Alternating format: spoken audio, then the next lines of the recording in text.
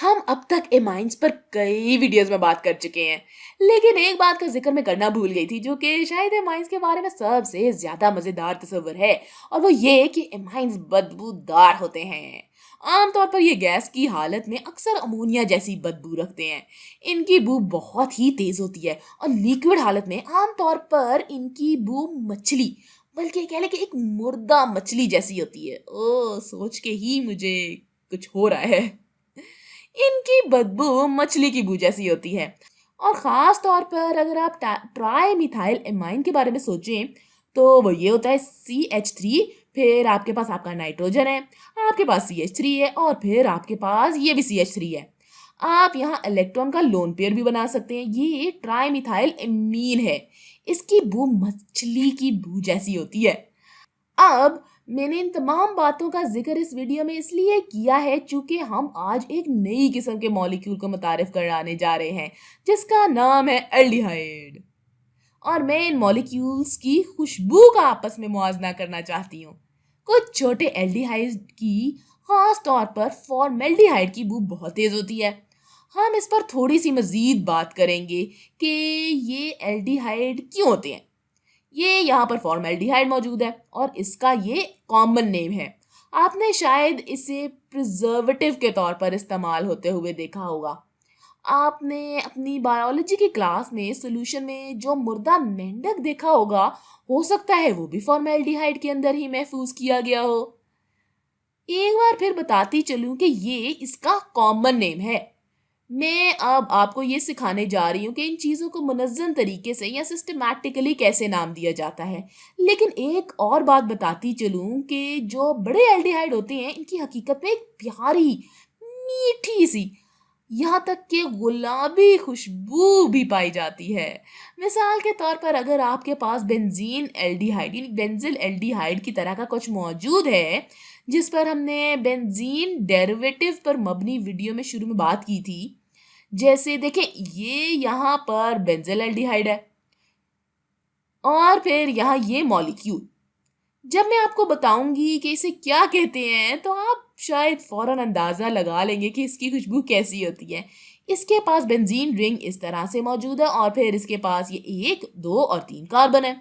आखिरी वाला carbon oxygen से डबल बॉन्ड के जरिए जुड़ा हुआ है और फिर ये हाइड्रोजन से जुड़ा हुआ है और फिर यहाँ इसके पास ये डबल बॉन्ड मौजूद है। इसे सिनेमल्डिहाइड कहते हैं। और जैसा कि आप इसके नाम से अंदाजा लगा सकते हैं कि सिनेमन को उर्दू में दारचीनी कहते हैं, तो इसकी खुशबू दारचीनी जैसी होती है। और असल में दारचीनी में भी यही मॉलिक्यूल मौजूद होता है जो इसे एक मखसूस खुशबू देता है।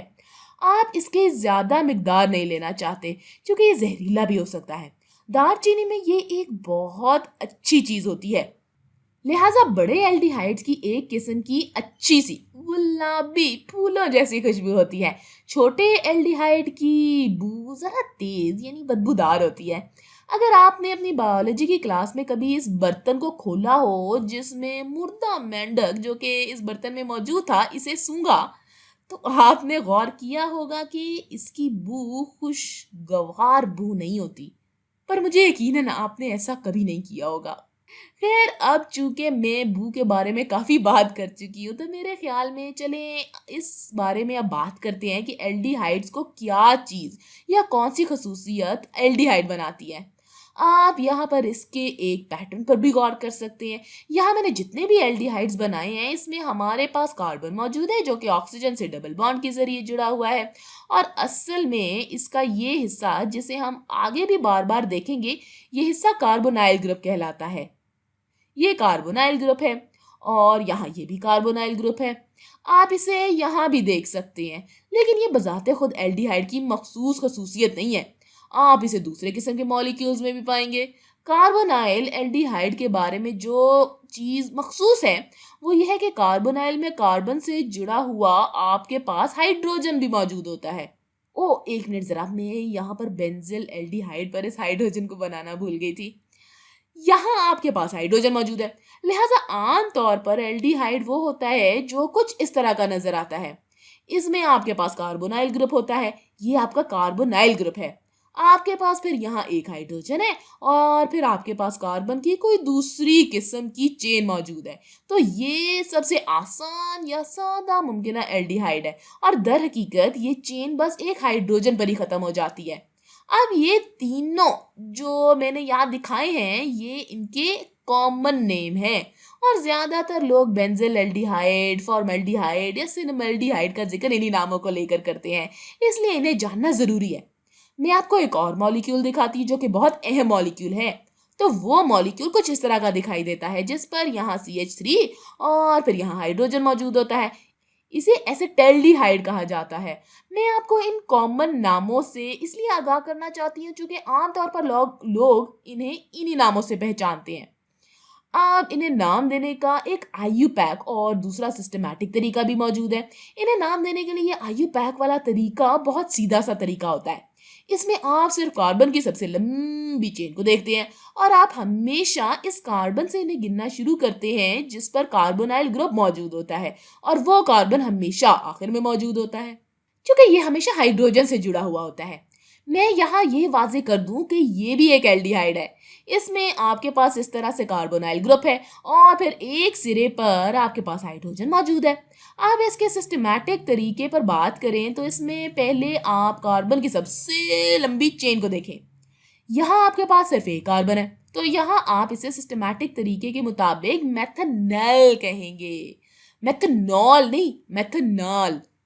मेथनॉल से मुराद ये होगा कि आपके पास OH ग्रुप है, लेकिन चूंकि आपके पास ये डबल बॉन्ड है और आपके पास हाइड्रोजन है, या आप ये भी कह सकते हैं कि इधर आपके पास डबल बॉन्ड कार्बन चेन की आखिर में मौजूद है, तो इसलिए ये एक एल्डिहाइड है। तो इसका सिस्टमैटिक नाम मेथनॉल है, मेथनॉल नहीं। ये यहाँ पर मेथनॉल मौजूद है। अब मैं सिनेमल्डिहाइड या बेंजल्डिहाइड के सिस्टमैटिक नामों से आगाह नहीं करूंगी आपको, क्योंकि लोग इनका नाम इसी एक तरीके से ही लेते हैं। साफ बात करूं तो फॉर्मल्डिहाइड को भी लोग कभी मेथनॉल के नाम से नहीं पुकारते और एसिटल्डिहाइड का भी जो नाम मैं आपको बताने जा रही हूँ लोग इसे भी कभी इसी नाम से नहीं पुकारते। है तो अगर हम इसके सिस्टमैटिक नाम की बात करें तो इसके लिए हम कार्बन की सबसे लंबी चेन देखेंगे जो यहाँ आपके पास ये वाली 1 और 2 कार्बन की चेन है, लिहाजा ये एथेनॉल है। फिर तो चले आए चंद मिसालें और देख लेते हैं ताकि इस बात को यकीनी बनाया जा सके कि हमें सिस्टमैटिक नाम अच्छे से समझ में आ गए हैं। आमतौर पर अगर किसी मॉलिक्यूल के पास ज्यादा लंबी या तवील चेन मौजूद हो तो इन्हें इसके सिस्टमैटिक नाम से ही पुकारा जाता है।